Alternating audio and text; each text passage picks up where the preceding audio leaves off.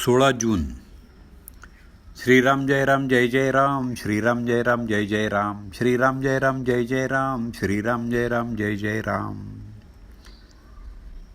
परमार्थ श्रद्धेनं करावा. आपण मनुष्य जन्माला आलो ते भगवंत प्राप्तीकरताच आलो. आत्तापर्यंत मी पुष्कळ योनी हिंडलो. भगवंतानं आता मनुष्य योनीत आणलं. भगवंता, आता नाही तुला विसरणार असं कबूल करूनही आपण जन्माला आलो नाही तर लगेच तू कोण असं म्हणू लागतो. संत आपल्याला तोच मी असं भगवंताजवळ कबूल करून आल्याची आठवण करून देतात. पण संतांनी जागं केलं तरी आम्ही मात्र पुन्हा तोंडावर पांघरून ओढून घेतो. याला काय करावं? झोपेचं सोंग घेतलेल्याला जागं करणं कठीणच जातं. पुष्कळ तीर्थयात्रा केल्या पण होतो तसाच राहिलो.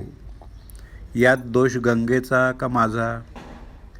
गंगेच्या काठी कितीतरी लोक येतात, स्नान करतात, पूजा अर्चा करतात. मग हे कलियुग आहे असं कसं म्हणावं? असं एकानं म्हटलं. त्यावर दुसरा म्हणाला, याचं प्रत्यंतर समोरच दाखवतो. समोर एक रक्तपिती माणूस बसलाय, जे कुष्ठरोगी. त्याला जो पापी नसेल त्यानं कवटाळावं म्हणजे त्याची रक्तपिती जाईल.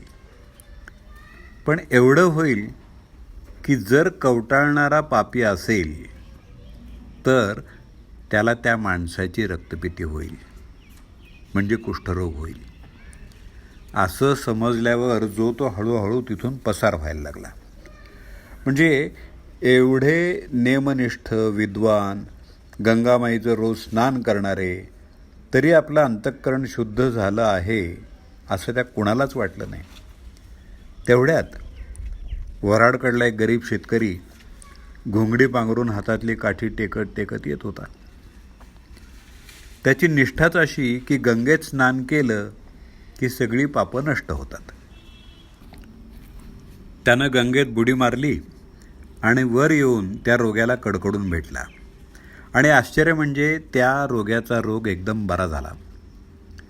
तर असे हे जे गोरगरीब, भोळे भावळे असे जे लोक आहेत, त्यांच्याजवळ अंधश्रद्धेनं जे येतं ते मोठ्या विद्वानांनासुद्धा साधत नाही. आपण व्यवहारामध्ये पुष्कळ ठिकाणी अंधश्रद्धा ठेवतो. घरून कचेरीला निघताना वेळेवर आपण पोहोचू अशी अंधश्रद्धा आपली असतेच, म्हणजे ऑफिसला पोहोचू. कधीकधी आकस्मिक कारणानं आपण कचेरीला पोहोचू शकत नाही, तरी पण आपण भरोसा ठेवतोच. व्यवहारामध्ये आपण एकमेकांवरती जेवढी निष्ठा ठेवतो तेवढी जरी भगवंतावर ठेवली तरी भगवंत आपल्याला समाधान देईल. परमार्थ पूर्ण समजून तरी करावा किंवा अडाण्यासारखा श्रद्धेनं करावा.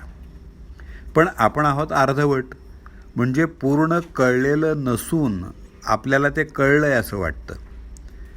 अशा माणसाला शंका फार, आणि त्याचं समाधान करणंही फार कठीण जातं.